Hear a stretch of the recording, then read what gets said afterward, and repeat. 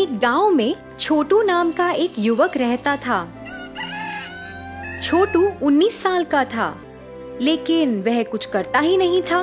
केवल उन बच्चों के साथ खेलता था जो उसकी आधी उम्र के थे। लुक्का छुपी,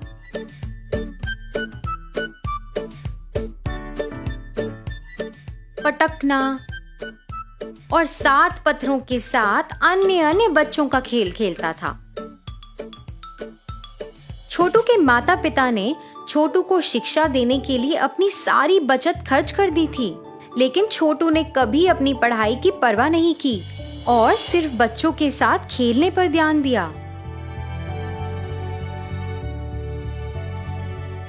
अपने व्यवहार के कारण उसके माता पिता उसके भविष्य के बारे में चिंतित थे। एक दिन गांव में बहुत बड़ा केलों का व्यवसाय खुला गया।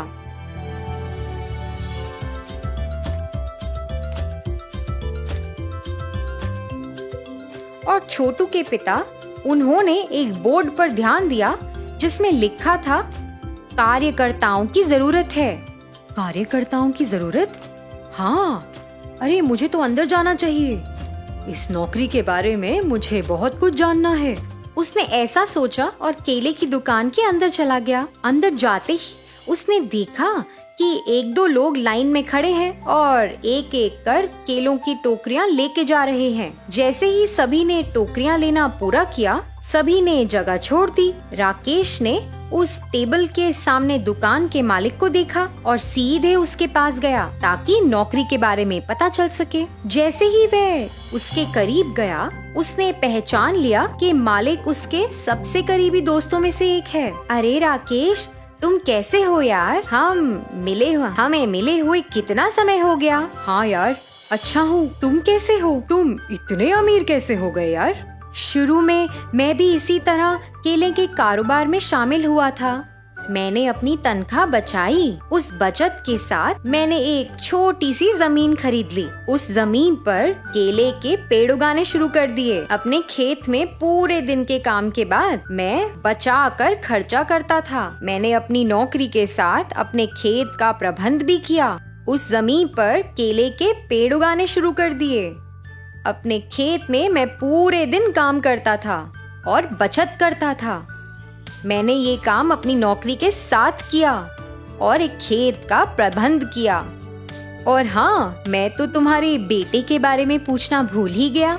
वो कैसा है और क्या कर रहा है? जैसा कि पटेल ने पूछा, राकेश ने अपने बेटे और उसके व्यवहार के बारे में सब कुछ बता दिया। छोटू के बारे में पता चलने के बाद पटेल ने राकेश को अपने बेटे को केले के कारोबार में काम करने का सुझाव दिया। राकेश अपने बेटे को नौकरी के बारे में बताने के लिए इंतजार कर रहा था। जब राकेश पटेल की दुकान से आया तो वह अपने बेटे को इस नौकरी के बारे में बताने का इंतजार कर रहा था। जैसा कि उसने इंतजार किया, कुछ देर बाद छोटू कुछ अन्य बच्चों के साथ आया। राकेश ने गौर किया और उसके पास गया। छोटू, मुझे बात करनी है। क्या पिताजी, मैं इतना थक गया हूँ, कल बात करेंगे। मुझे बहुत महत्वपूर्ण बात करनी है। चलो यहाँ आओ। ठीक है, बोलो, मैं यहीं से सुनूंगा। मैं जो बात तुमसे करने जा रहा हूँ वो केवल सुनने की नहीं है। तुम्हें काम भी करना है। तुम्हें नौकरी करनी पड़ेगी। अपनी उम्र तो देखो, तुम्हें पैसा कमाना है। तुम्हें उन बच्चों के साथ नहीं घूमना चाहिए जो तुमसे 10-15 साल छोटे हैं। हाँ, पिताजी, आप मुझसे क्या काम करवाना चाहते हैं? तुम्हें केला बेचना होगा। जितना तुम बेच सकते हो उतने केले तुम प्राप्त करो। छोटू ने यह सोचना शुरू कर दिया कि उसके पिता ने क्या कहा। उसे लगा रोज केले खरीदने के लिए उसके पास आएंगे, तो उसने सोचा कि काम करना चाहिए। ओह, तो सिर्फ केले बेचने हैं? यह तो बहुत ही आसान है। मेरे मित्र रोज मुझसे केले की खरीदारी करने के लिए काफी हैं। हाँ, चलो देखते हैं। कल सुबह 8 बजे चौथी गली में जाना। वहाँ तुम केले की एक बहुत बड़ी दुकान देखोगे। वहाँ जाकर अपना नाम बताना। अगले दिन छोटू अपने पिता की बात मानकर वहाँ गया। जैसे ही छोटू केले की दुकान में पहुँचा, पटेल ने उसे देखा और सोचा, छोटू तो एक लड़का है जिसके पास केले से भरे 3 टोकरे बेचने की क्षमता है और वह उसे केले की 3 टोकरियां देता है। छोटू, तुम्हें 150 रुपए मिलेंगे यदि तुम इन सब को 300 रुपए में बेचते हो तो। पटेल ने ऐसा कहा और उसे साइकिल दे दी। छोटू केले की 3 टोकरियों के साथ साइकिल पर गया। जब वह साइकिल से जा रहा था तो उसने केले बेचने के लिए कुछ आवाज नहीं निकाली।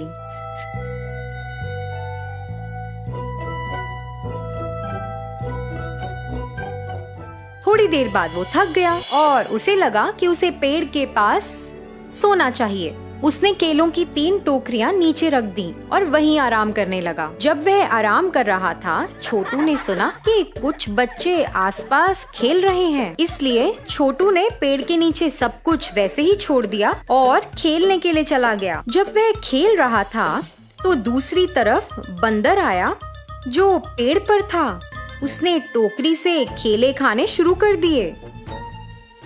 फिर छोटू ने उस पर ध्यान दिया और वहाँ बंदरों का पीछा किया। अरे नहीं, इस केले को कैसे बेचा जाएगा? मैं ये नहीं कर सकता। जैसा कि मैंने सोचा था, मैं उन सभी केलों को अपने दोस्तों को बेचूंगा। यह सोचकर वह अपने दोस्तों के पास चला गया। जैसे ही वह वहाँ जा रहा था, उसके दोस्त उसके सामने आकर खड़े हो गए और उसे रोक लिया। अरे, आज सुबह हमारे साथ खेलने के लिए क्यों नहीं आए? और उन टोकरियों में क्या है? वाह वाह, बहुत सारे केले। अरे, हर केले की कीमत 2 रुपए है। क्या 2 रुपए? उन सभी ने ऐसा कहा और वहाँ के सभी 6 बच्चों ने केला खत्म करना शुरू कर दिया। यहाँ तक कि छोटू अपनी लालच के साथ उन्हें लगातार एक के बाद एक केला खिलाते ही जा रहा था। केले की एक और पूरी टोकरी देखकर, अरे दोस्तों, कृपया इसको भी खत्म कर दो और 300 रुपए का भुगतान करो। फिर मेरा आज का काम हो जाएगा। फिर बाकी बचा हुआ दिन मैं तुम्हारे साथ बिता सकता हूँ और खेल भी तो सकता हूँ। क्या तुम ये हमसे उम्मीद कर रहे हो कि हम इतना पैसा खर्चेंगे? जाओ, कम से कम केले की आखिरी टोकरी तो बेच दो और पैसा कमाओ।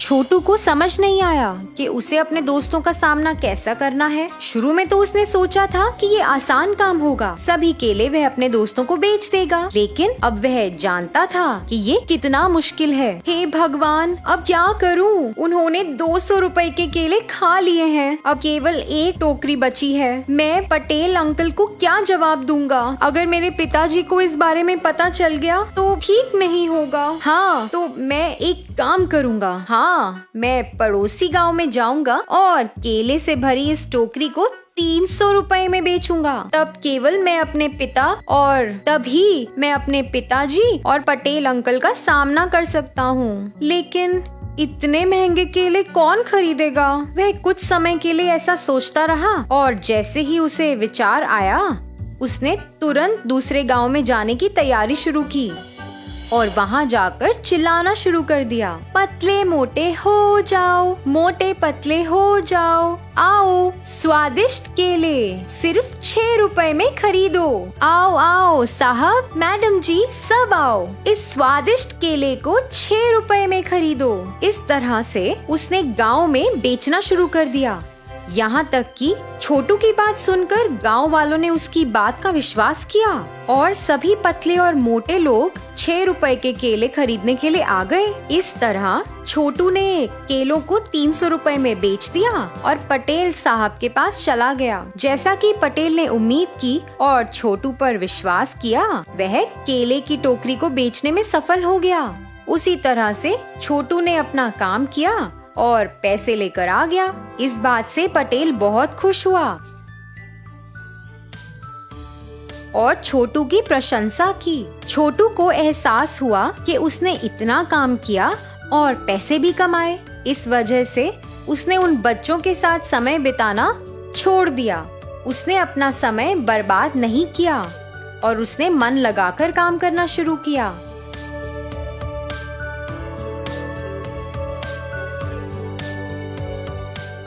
तो बच्चों, इस कहानी से हमें क्या सीख मिलती है? बिना किसी संघर्ष के कमाई करनी आसान नहीं है। हमको समझना चाहिए, जहाँ मेहनत और संघर्ष है, उसके बाद परिणाम भी अच्छा मिलता है। अंजनापुर नामक एक सुंदर गांव था। उस गांव में चंटी नामक एक आदमी एक छोटे घर में रहता था। वो घर के यहाँ ही सब्जियों को उगा के उन्हें गांव में बेचता था। वो बहुत ही अच्छा इंसान था और इतना ही नहीं, उसे तरबूज से बहुत प्यार था, इसलिए वो हमेशा तरबूज बहुत खरीदता था। एक दिन वो सब्जियों को मार्केट में बेचने गांव जाता है। सब्जियां सब्जियां, ताजा ताजा सब्जियां, आइए बाबू आइए, घर पे उगाए हुए ताजा ताजा सब्जियां हैं, जल्दी आइए बाबू। उसकी बातें सुनकर वहाँ से गुजर रही एक औरत उसके पास जाती है। 1 केजी टमाटर दे दो बाबू। जी मेम साहब। ऐसे वो टमाटर उस औरत को दे देता है। इतने में उसे कहीं और से एक आवाज सुनाई देती है, तरबूज तरबूज, ताजा ताजा तरबूज, मीठा मीठा तरबूज, एक तरबूज का सिर्फ 50 रुपए, आइए बाबू आइए। अरे लगता है यही कहीं तरबूज कोई बेच रहा है, मुझे जल्दी वहां जाना होगा और पता लगाना होगा कि कौन तरबूज बेच रहा है। ये सोचकर वो अपने आसपास देखते रहता है। इतने में उसे दूर में एक आदमी दिखाई देता है जो तरबूज बेच रहा है। गर्मी का मौसम आ गया तो इसका मतलब ये है कि मेरे पसंदीदा तरबूज वापस आ गए हैं। मुझे बिना देरी के जल्दी वहां जाकर तरबूज खरीदना होगा और आज से हर रोज मैं तरबूज खरीदूंगा। हाँ, ये फैसला करके वो खुशी खुशी उस तरबूज की दुकान की ओर बढ़ने लगता है। एक तरबूज का सिर्फ 50 रुपए है साहब, लीजिए। 2 तरबूज 80 में दे दोगे? जी साहब लीजिए। ये कह के वो आदमी उसे 2 तरबूज देता है। तरबूज खरीदने की खुशी में चंटी ये भी भूल जाता है कि उसके खुद के सब्जियां हैं और वो खुशी खुशी दुकान बंद करके उसके घर चले जाता है तरबूज खाने। तरबूज से बहुत लगाव होने के कारण वो हर रोज सब्जी बेचकर आए हुए पैसों को सिर्फ तरबूज खरीदने में लगा देता था।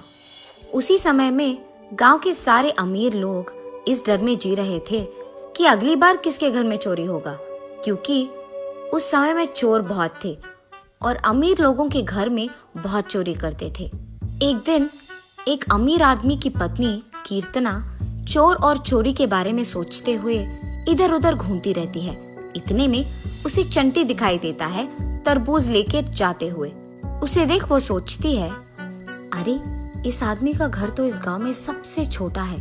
अगर मैं अपने गहने, सोना और जेवर इसके घर में डाल दूं तो किसी को शक भी नहीं आएगा और किसी को कभी भी पता नहीं चलेगा। इसके छोटे घर में तो चोर भी नहीं घुसेंगे, तो मेरे गहने सारे सुरक्षित रहेंगे। और क्योंकि ये आदमी अकेले रहता है, मुझे इसके घर में गहने डालने और निकालने में भी कोई दिक्कत नहीं होगा और मुझे उस चोरों के बारे में चिंता करने की कोई जरूरत नहीं पड़ेगी। जैसे ही वो चोर यहाँ से चले जाएंगे, मैं अपने गहने, सोना और जेवर उससे वापस ले लूंगी। हाँ, यही अच्छा तरकीब है। इस सब के होने के बाद जब मैं अपने गहने और जेवर अपने घर वापस लेके जाऊंगी, तब मैं अपने पति को बताऊंगी। मुझे ये सब सुबह के समय में करना होगा, जब चंटी उसके घर से बाहर सब्जी बेचने जाएगा। तब किसी को कोई शक नहीं आएगा, यहाँ तक कि उसे खुद भी पता नहीं चलेगा। ये फैसला करके वो अगले दिन सुबह चंटी के घर के बाहर जाने का इंतजार करती है। जैसे ही वो चला जाता है, वो उसके सारे सोना सब उसके घर लेके जाती है, पर उसे समझ में नहीं आता कि वो सब वो कहाँ छुपाएगी।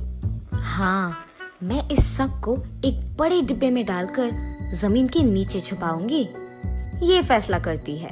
तब वो उसके फैसले के मुताबिक जमीन में खोदकर उसमें ये बड़ा डिब्बा डालकर उसमें उसके सारे सोना सब कुछ भर के उस डिब्बे को बंद करके उस पे मिट्टी डालकर उसके जमीन के टाइल्स को वो वापस लगा देती है। उसके बाद वो वहाँ से चले जाती है। ऐसे बहुत दिन बीत जाते हैं। हर रोज की तरह एक दिन जब चंटी तरबूज खरीदकर उसके घर आता है, तो उसे कहीं नीचे रखने की जगह देखता है। इतने में उसके हाथ से वो तरबूज नीचे गिरकर टूट जाता है और उसके साथ ही जमीन का टाइल भी टूट जाता है। अरे रे, मेरा तरबूज टूट गया। एक और तरबूज खरीदने के लिए मेरे पास पैसे भी नहीं हैं। अब मैं क्या करूं? ऐसे गम में वो तरबूज के टुकड़ों को और उसके नीचे टाइल के टुकड़ों को फेंकने के लिए इकट्ठा करता है। अरे ये क्या? टूटे हुए इस टाइल के नीचे मिट्टी पर हाथों का निशान है। क्या सारे टाइल्स के नीचे ऐसे ही हाथ के निशान होंगे? खोलकर देखना ही बेहतर होगा। ये फैसला करके वो उसके बगल के टाइल को भी निकाल कर देखता है, पर उसके नीचे मिट्टी पे हाथ के निशान नहीं होते हैं। ये देख वो आश्चर्यचकित होता है। अरे ये क्या, एक टाइल के नीचे हाथ के निशान और दूसरे टाइल के नीचे कुछ भी नहीं। ये सोचते हुए जब वो मिट्टी को इधर उधर करता है तो उसे एक डिब्बा नजर आता है और उसे देख वो दंग रह जाता है। ये इतना बड़ा डिब्बा कहाँ से आया होगा? मैंने तो नहीं रखा इसे यहाँ। ये सोचते हुए वो उस डिब्बे को बाहर निकालने की बहुत कोशिश करता है, पर उतनी कोशिश के बावजूद वो निकाल नहीं पाता है। हार मानकर वो डिब्बे को खोल ही लेता है। डिब्बे के अंदर सोना, जेवर और गहने देख वो एकदम चौंक जाता है। बाप रे, इतना सारा सोना मैंने तो अपनी जिंदगी में कभी नहीं देखा है, और ये सब मेरे घर के नीचे मिलना तो एकदम आश्चर्यचकित है। ये सब देखकर तो मुझे विश्वास ही नहीं हो रहा है कि मेरे घर के नीचे ये सब मिला है। तरबूज नीचे गिरने के कारण ही मुझे इसके बारे में पता भी चला है, वरना शायद कभी पता नहीं चलता। इन पैसों के साथ तो मैं आराम से जी पाऊंगा। मुझे सब्जी बेचने की कोई जरूरत नहीं पड़ेगी और मेरा मनपसंद तरबूज मैं हर रोज खरीद पाऊंगा। लेकिन अगर मैं एक ही बार में बहुत सारे तरबूज खरीदूंगा तो लोगों को मुझ पे शक आ जाएगा। इसलिए मुझे इन पैसों को ध्यान से खर्च करना होगा। और इतना ही नहीं, मुझे इस डिब्बे को यही जमीन के नीचे ही रखना होगा, ताकि कोई अगर मेरे घर आए भी तो उन्हें शक तो नहीं होगा। ये फैसला करके वो कुछ पैसे उस डिब्बे से लेकर उस पे वापस टाइल लगाकर तरबूज खरीदने जाता है। तब से वो हर रोज सब्जियों को बेचना बंद करके सिर्फ तरबूज खरीदते हुए खुशी खुशी जीता है। ऐसे बहुत दिन बीत जाते हैं। एक दिन वो पैसे लेकर तरबूज खरीदने दुकान जाता है। अरे आज तरबूज बहुत कम दिख रहे हैं, क्या बात है? गर्मी का मौसम खत्म होने वाला है ना भाई साहब, इसलिए तरबूज कम ही दिखेंगे ना। अब ज्यादा उगाएंगे भी नहीं कोई भी, तो इनका मिलना कम हो जाएगा। अरे हाँ, अगर गर्मी का मौसम खत्म हो गया तो मैं अब तरबूज खरीद नहीं पाऊंगा, इसीलिए एक तो नहीं बल्कि सारी तरबूज खरीदूंगा मैं। कम से कम इन सारे तरबूजों को तो खा पाऊंगा। आप यही रुकिए भाई साहब, मैं अभी घर जाकर कुछ और पैसे लेकर आऊंगा। इस सारे तरबूजों को मैं ही खरीदूंगा, आप किसी को ये तरबूज नहीं बेचेंगे, ठीक है? अपने चारों ओर देखे बिना चंटी ये कहकर वहाँ से जल्दी चले जाता है। ये सब वही मौजूद एक अमीर आदमी सुन लेता है। हाँ, सब्जियां बेचकर आए हुए पैसों से एक तो तरबूज खरीदने वाले चंटी के पास इतने सारे पैसे कहाँ से आ गए कि वो सारे दुकान में मौजूद तरबूज खरीद पाए? दाल में कुछ तो काला है, इसलिए मैं इसका पीछा करके इसके घर तक जाऊंगा और देखूंगा कि इसे इतने सारे पैसे कहाँ से आ रहे हैं। उसके फैसले के मुताबिक ही वो चंटी को दिखे बिना उसका पीछा करके उसके घर पहुंचकर खिड़की से वो जो भी कर रहा है देख लेता है।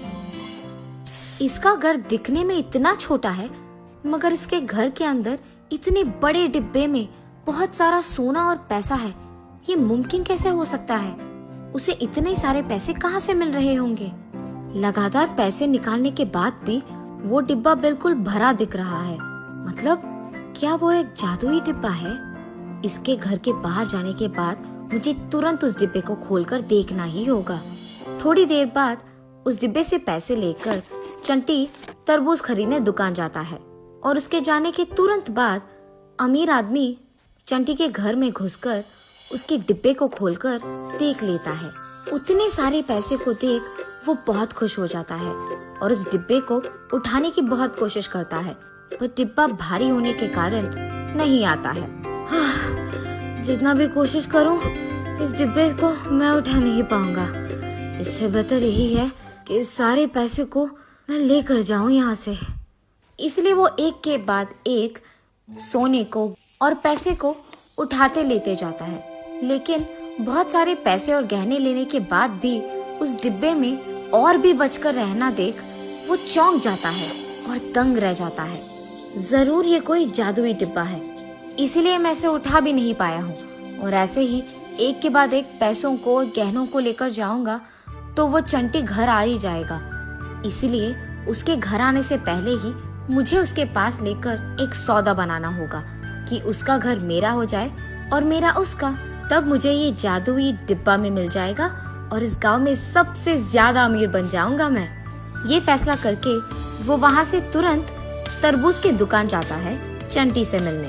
चंटी, मैं सिर्फ इस दुकान के ही नहीं बल्कि बाहर से भी तरबूज मंगाकर तुम्हें दे दूंगा और साथ ही मेरा बहुत बड़ा घर भी तुम्हें दे दूंगा। इस सब के बदले में मुझे सिर्फ तुम्हारा घर चाहिए। वो मेरे नाम कर दो और मैं अपना घर तुम्हारे नाम कर दूंगा। अगर तुम नहीं माने तो मैं ऐसा करूंगा कि तुम्हारे पास रहने के लिए घर भी नहीं होगा। सोचकर मुझे जवाब दो। इस गांव में सबसे अमीर आदमी तो यही है, ये कुछ भी कर पाएगा। इसलिए बेहतर यही है कि मैं इसकी बात मान लूं और सौदा कर लूं। मैं इसका घर ले लूंगा और मेरे घर में जो पैसे और सोना मौजूद है वो सब मैं छोड़ दूंगा, क्योंकि मेरे पास कम से कम एक घर तो होगा। उसी घर में मैं सब्जियां उगाकर अपना काम कर सकता हूँ और उसी पैसों से मैं तरबूज खरीद पाऊंगा। यही मेरे लिए अच्छा है। साहब, आपके कहे के प्रकार ही मैं करूंगा। मैं आपका घर ले लूंगा और आप मेरा ले लीजिएगा। ये सुनकर अमीर आदमी खुशी से पगला जाता है और तुरंत उसका घर चंटी के नाम कर देता है और चंटी का उसके नाम कर देता है और उसके वचन के मुताबिक ही बाहर से भी तरबूज मंगाकर सारे तरबूज चंटी को दे देता है। और उसके बाद उसकी पत्नी को लेकर वो चंटी के उस छोटे घर में जाता है। अरे, आप मुझे यहाँ क्यों लेके आए? कीर्तना, अब से ये घर हमारा है। हम यहीं पे रहने वाले हैं। मुझे पता है कि ये घर बहुत छोटा है, पर इसमें एक जादुई डिब्बा है। उसमें बहुत सारा पैसा, सोना और जेवर है। ऐसे वो जो कुछ भी हुआ कीर्तना को बताता है। ये सुनकर कीर्तना हैरान हो जाती है।